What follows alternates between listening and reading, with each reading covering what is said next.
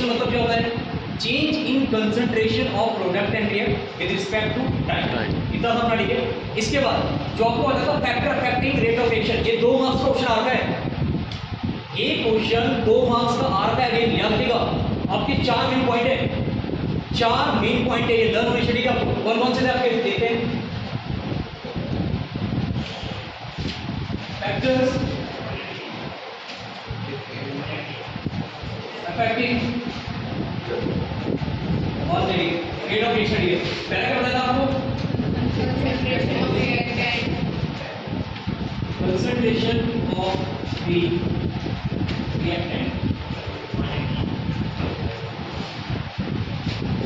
Concentration of the reactant को भी क्या इंक्रीज,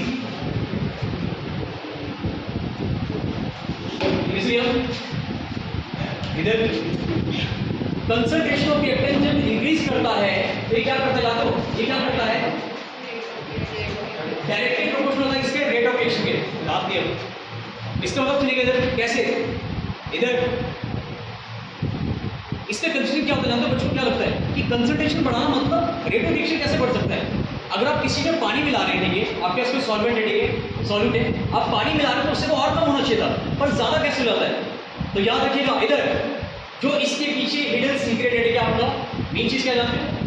रिएक्टेंट से प्रोडक्ट कब बनता है? जब होता है कोलिजन। आपके लास्ट टॉपिक में, ठीक है, लास्ट जो 3 टॉपिक है वहां पर हम कोलिजन पढ़ेंगे, ठीक है, कि आपके प्रोडक्ट फॉर्म कैसे होता है।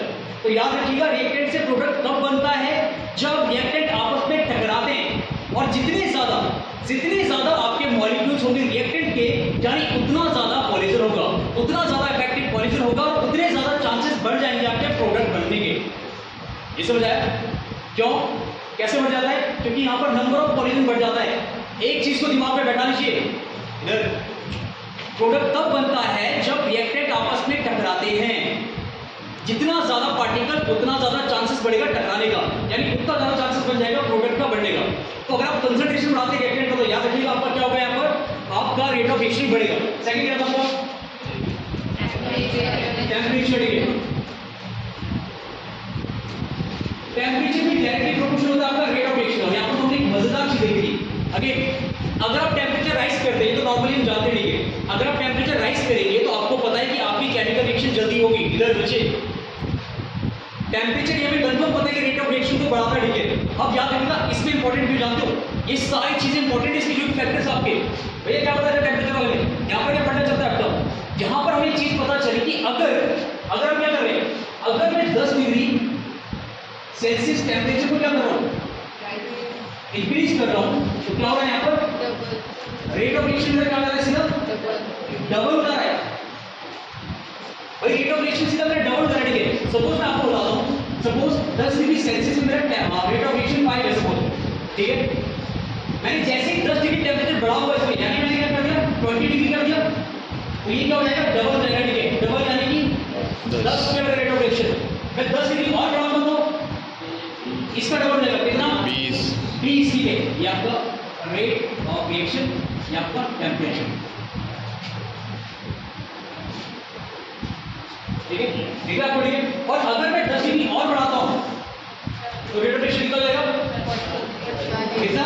40 की 30, 40 दुगना चलेगा, ठीक है, दुगना चलेगा। तो ये चीज याद रखिएगा, अगर आप टेम्परेचर को 10 डिग्री से बढ़ा रहे हैं तो आपका रेट ऑफ रिएक्शन डबल हो जाता है, ठीक है। Got it? कितना आ गया? मैंने आपको समझ आया, ठीक है। याद रखना ही करते दोनों प्रकार का अपना।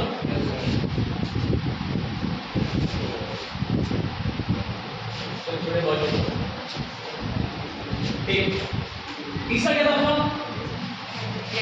तीसरा पॉइंट क्या था आपका? कैटलिस्ट है।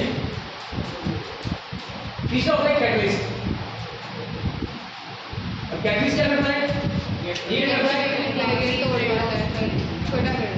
रेट ऑफ रिएक्शन को इंक्रीज कर देता है। क्या कर देता है? रेट ऑफ रिएक्शन को क्या करता है? इंक्रीज कर देता है। अब कैटलिस्ट की खासियत सुनिएगा इधर। कैटलिस्ट की खासियत ये होती है कि ये बिना रिडॉक्स रिएक्शन करे, मतलब उनके साथ इन्वॉल्व भी होता, इन्वॉल्व हुए बिना उनको क्या करता था, रेट ऑफ रिएक्शन को बढ़ा देता है, ठीक है। और जितना आपने कहते हैं, जितना भी आप कैटलिस्ट लेते हैं, सपोज आपने 5 ग्राम आयरन लिया है, तो लास्ट में रिएक्शन के बाद भी आपको 5 ग्राम आयरन पूरा कंप्लीटली मिलेगा। मतलब 1% भी केमिकल इसके साथ मिक्स नहीं होगा, ठीक है। एग्जांपल हमने क्या लिखा था इसका, N2 प्लस H2 2 NH3, क्या है ये क्या है, ये क्या था, आर्गन एवर प्रोसेस, ठीक है। और इससे क्या होता है आपका Fe आपका कैटलिस्ट यूज होता है, ठीक है। इसमें अब सुनिए होता क्या है, कैटलिस्ट एक्चुअल में क्या करता है, आपका एक और टॉपिक आएगा यहाँ पर एक्टिवेशन एनर्जी वाला, वो भी लास्ट में 3 में, पर यहाँ पर देख लेते थोड़ा होता क्या है कैटलिस्ट का मतलब। अब सपोज ध्यान दीजिए, ये आपका ग्राफ है, ये यहाँ पर आपका क्या है, रिएक्टेंट है, और यहाँ पर आपका फॉर्म होगा प्रोडक्ट। अब सुनिए क्या होता है, इधर हर किसी को, हर रिएक्टर को प्रोडक्ट बनने के लिए कुछ ना कुछ मिनिमम एनर्जी चाहिए होगी इसको पार करने की, और इसको हम क्या कहते हैं, इसको हम कहते हैं एक्टिवेशन बैरियर। क्या कहते हैं, एक्टिवेशन बैरियर, ठीक है। तो अगर किसी भी रिएक्टेंट को प्रोडक्ट में कन्वर्ट करना है तो उसको यहां से यहां पार करना पड़ेगा। भाई यहां पर क्या होता है जानते हो, कुछ रिएक्टेंट के पास ताकत होती है कि वो पार कर देगा, पर कुछ के पास नहीं होती है, और इसके लिए हम क्या करते जानते हो, हम टेम्परेचर देते हैं, अलग अलग चीज प्रोवाइड करते हैं। पर कैटलिस्ट क्या करता है जानते हो, कैटलिस्ट क्या करता है, कैटलिस्ट इसको एनर्जी नहीं देता, मतलब वो इसको ताकत नहीं देता कि यहां से पार कर ले। इसके बजाय वो क्या करता है, वो जो एक्टिवेशन बैरियर है आपका, इसको क्या करता है, इसको छोटा कर देता है। कैटलिस्ट आपका इसको छोटा कर देता है बाय कैटलिस्ट। मतलब कैटलिस्ट क्या करता जानते हैं, एक पाथवे तैयार करता है आपके लिए, एक अल्टरनेटिव पाथवे तैयार करता है जो कि आसान होता है पार करना। अगेन वही क्या करता है आपको, एक्टिवेशन एनर्जी को कम करता है। भाई एक्टिवेशन एनर्जी क्या होता है, एक्टिवेशन एनर्जी वो मिनिमम एनर्जी होता है जो किसी रिएक्टेंट को चाहिए होता है प्रोडक्ट में बनने के लिए। मतलब इस पहाड़ को पार करने के लिए आपको यहां तक पहुंचने की एनर्जी आपको चाहिए, उसको हम कहते हैं क्या, एक्टिवेशन एनर्जी। मैं इसको थ्रेशोल्ड एनर्जी बोल सकता हूं, थ्रेशोल्ड याद है, थ्रेशोल्ड मतलब इधर थ्रेशोल्ड मतलब भाई एक ही नाम है, थ्रेशोल्ड से क्या नाम याद आता है, मिनिमम। Yes sir. थ्रेशोल्ड मतलब क्या होता है, मिनिमम, याद है वाला, threshold minimum frequency, yes sir, minimum wavelength. तो यहाँ पर थ्रेशोल्ड एनर्जी कौन सी जानते हो, वो मिनिमम एनर्जी जो आपको चाहिए, इसलिए कि आपका रिएक्टेंट प्रोडक्ट में कन्वर्ट हो सके, ठीक है। तो अगेन याद रखिएगा, एक्टिवेशन एनर्जी वो एनर्जी होती है मिनिमम जो चाहिए होती है किसी रिएक्टेंट को प्रोडक्ट में कन्वर्ट करने के लिए। समझ आया? अभी क्या होता है, आपकी एक्टिवेशन एनर्जी वो एनर्जी होती है जो किसी रिएक्टेंट को चाहिए होती है किसमें कन्वर्ट करने के लिए, प्रोडक्ट में करने के लिए, ठीक है। और आपका ये क्या करता है जानते हो, जैसे यहाँ पर आपको ज्यादा एक्टिवेशन एनर्जी चाहिए, इसको यहाँ से हटा देंगे, तो ये क्या करता है आपका कैटलिस्ट क्या करता है, आपका एक्टिवेशन एनर्जी को लो कर देता है, कम कर देता है, जिससे आपको क्या करता है, कम एनर्जी चाहिए होती है, आप पार कर सकते हैं। ये होगा आपका कैटलिस्ट, ठीक है। अब चौथा क्या होता है, चौथा क्या होता है, चौथा इफेक्ट ऑफ रेडिएशन। इसका क्या मतलब हो, रेडिएशन मतलब क्या समझते हैं आप, रेडिएशन मतलब क्या समझते हैं आप,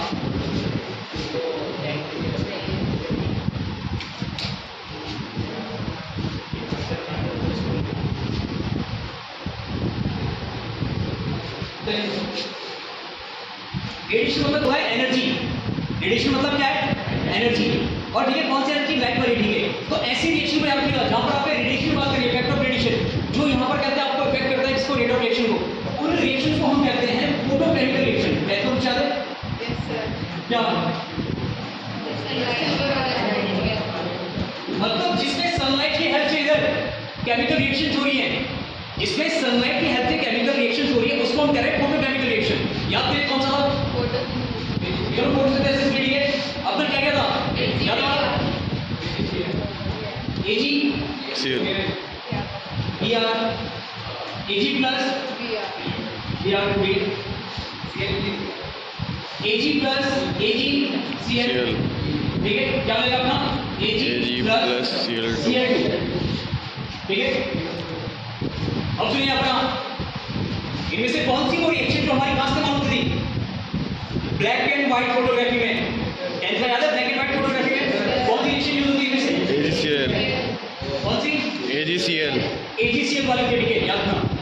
तो जिसमें फोटो की हेल्प से, यानी कि क्या लाइट की हेल्प से आपका क्या हो रहा है, लाइट की हेल्प से आपका क्या चल रहा है, तो केमिकल रिएक्शन जो हो रही है, रेट ऑफ एक्शन बढ़ा रहा है, ठीक है। इस रिएक्शन को फोटोकेमिकल कहते हैं, फोटोकेमिकल रिएक्शन कहते हैं। और याद रखिएगा, रेडिएशन से क्या होता है, रेडिएशन से आपका रेट ऑफ एक्शन इंक्रीज हो जाता है। रेडिएशन से क्या होगा, आपका रेट ऑफ एक्शन इंक्रीज हो जाएगा। अब समझ आया, बच्चे समझ आ रहा है आपको, आया समझ? हाँ भाई, डाउट पूछिए, कोई दिक्कत है पूछिए तुम्हारा। एक उसी दिन आपको 14 क्या लगे, ठीक है, इतना आपका ये, ठीक है, इतना आपका ये, ठीक है। उस दिन हमने क्या कहा था, सुनिएगा यहाँ पर उन्होंने कहा था, ठीक है, सुनिएगा, एक रिएक्शन आपकी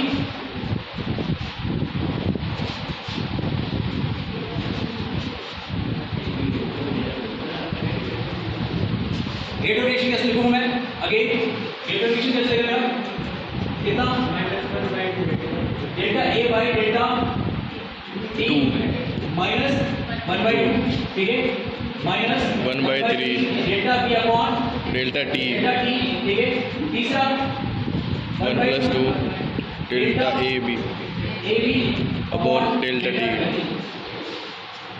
आपको जो स्टोइकोमेट्रिक कोएफिशिएंट है, ये नीचे कैसे आ गया भैया, ये क्वेश्चन तब देना भैया, आपका स्टोइकोमेट्रिक कोएफिशिएंट नीचे कैसे आ गया।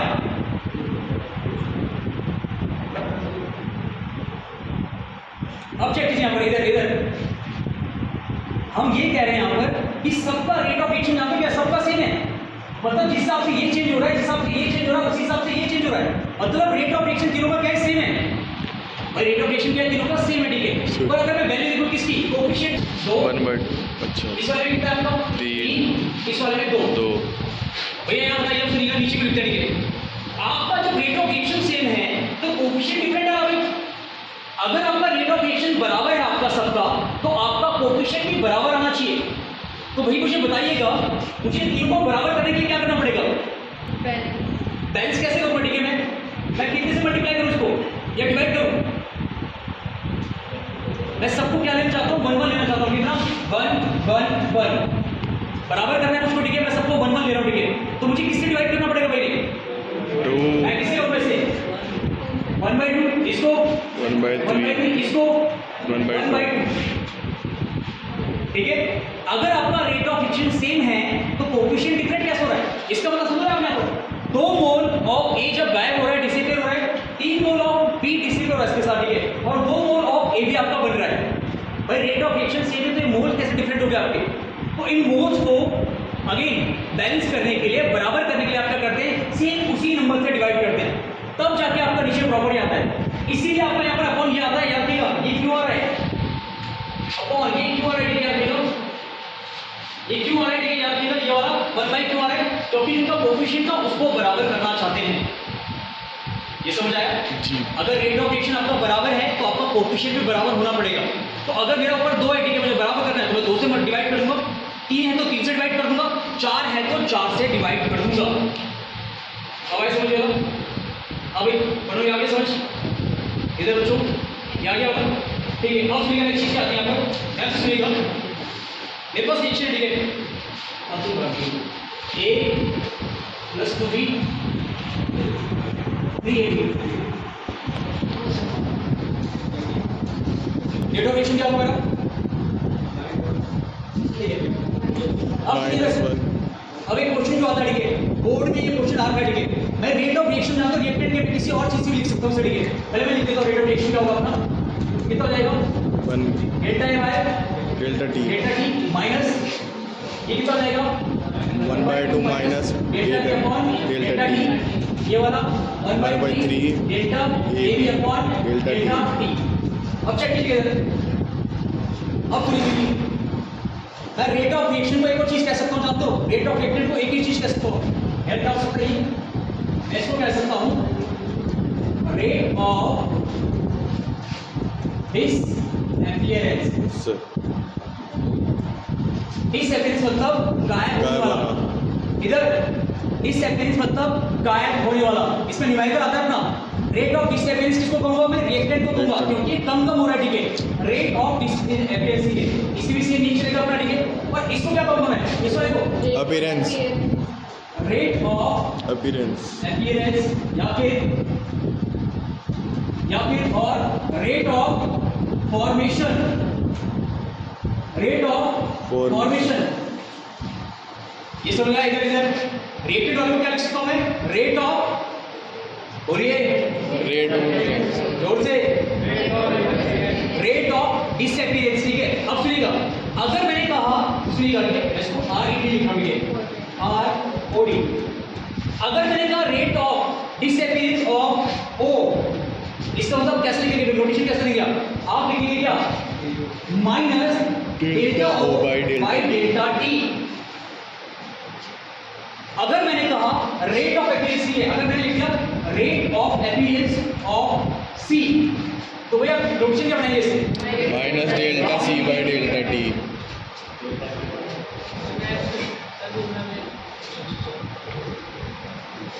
ठीक है, C तो मैं क्या लिखूंगा इसमें? Delta C bye delta T positive होना। तो इससे मतलब मुझे ये चीज पता चलेगी। हमें समझ आया? रेट ऑफ अपीयरेंस समझ आया ना? रेट ऑफ डिसअपीयरेंस समझ आया? मैंने क्या समझ आया इधर? अगर आपका ऐसा लिखा आता है तो मतलब प्रोडक्ट की बात कर रहा है, ऐसा लिखा आता है तो आपका रिएक्टेंट की बात कर रहा है। अगेन समझ आया? चलो कर दे। अभी आपके पास रेट ऑफ, चलो स्टार्ट करें।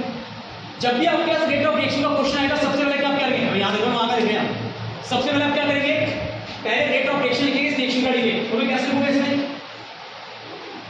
और क्या चलेगा मेरा?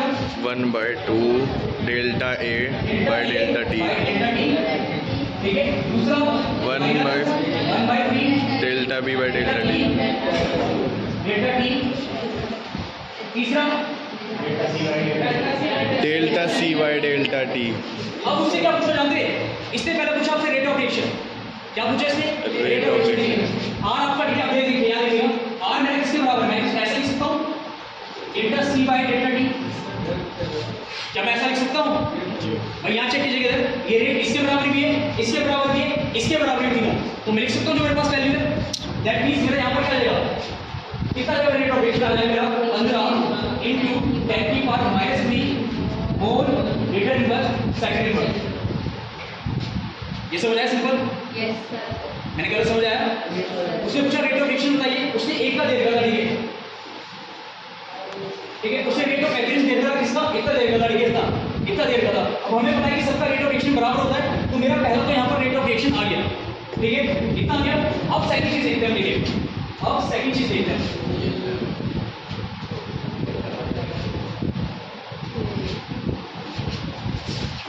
चेक कीजिए, ये पहला था, अब सेकंड वाला चेक कीजिएगा। इसने पूछा rate of disappearance of A and B। अब मैं कैसे लिख सकता हूं? यहां लिखिए भाई, सबका रेट बराबर है, सबका रेट बराबर है, मतलब इसको ऐसे लिख सकता हूं, देखिए मैं लिख सकता हूं minus 1/2 delta delta A by delta T equal to क्या करूंगा मैं? Delta C। R। जी ये सही है मेरा रेट ऑफ रिएक्शन का? Yes sir, yes sir. नीचे मेरा 2 कौन चला जाएगा? मल्टीप्लाई कहां चला जाएगा? Multiply delta A upon delta T minus 2R। ये हो गया मेरे पास R की वैल्यू अपनी, R की वैल्यू कितने देंगे? R की वैल्यू माइनस -30 और 10 -3। 50 into 10 की पावर 3, ये कितना आ जाएगा? 30 into 10 की पावर माइनस। और मैं इसको दूसरी क्या लिख सकता हूँ? मैं सीधा क्या लिखता हूँ? 3 into 10 की power -2 mole litre reverse second reverse. ये क्लियर है? अगेन इसमें दिक्कत हुई?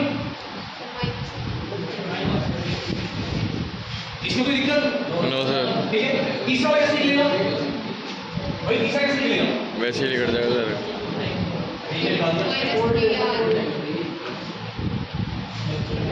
तीसरा कितना निकलेगा वैसे बताओ सीधा?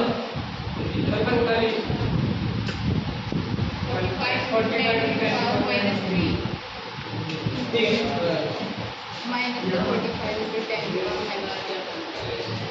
मतलब मैं दोबारा क्या इसको जानते हो? मतलब ना हाँ -1/3 delta B delta T R, मतलब मैं क्या लिखता हूँ? Delta B delta T minus 3R। कितना हो जाएगा? 3 into 15 into into 10 square minus 3 3 45 into minus 3 4.5 into 10 की पावर माइनस 2 मोल लीटर पर सेकंड रिवर्सिंग है माइनस 3 18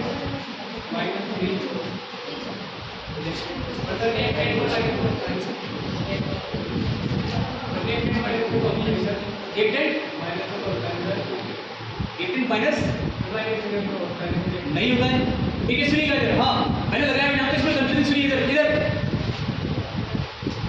ये माइनस नहीं क्या शो करना जानते हो कहीं का माइनस हटेगा भी आपको जानते हो इधर इस माइनस से आपको सिर्फ क्या पता चलता जानते हो अगेन न्यूमेरिकल में कहते हैं आपको उसकी वैल्यू हटी मिलेगी ठीक है मैंने यहाँ पर लिख दी थी यहाँ पर लिख दी ठीक है हटा भी सकते हैं ठीक है माइनस से सिर्फ आपको ये पता चलता है कि बात हो रही है रिएक्टेंट की माइनस जरूरी नहीं कहते आप न्यूमेरिकल में इस्तेमाल कर दिए माइनस सिर्फ आपको ये बताता है कि आप पढ़ा सकते हैं सीरीज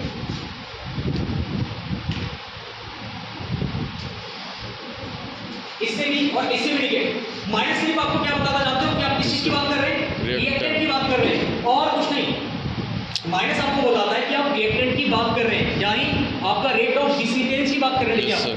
ठीक है ना तो आप यूज नहीं करेंगे तब भी चलेगा आपका इस्तेमाल करें तब भी लगेगा नहीं करेंगे तब भी चलेगा ठीक है आपका ओके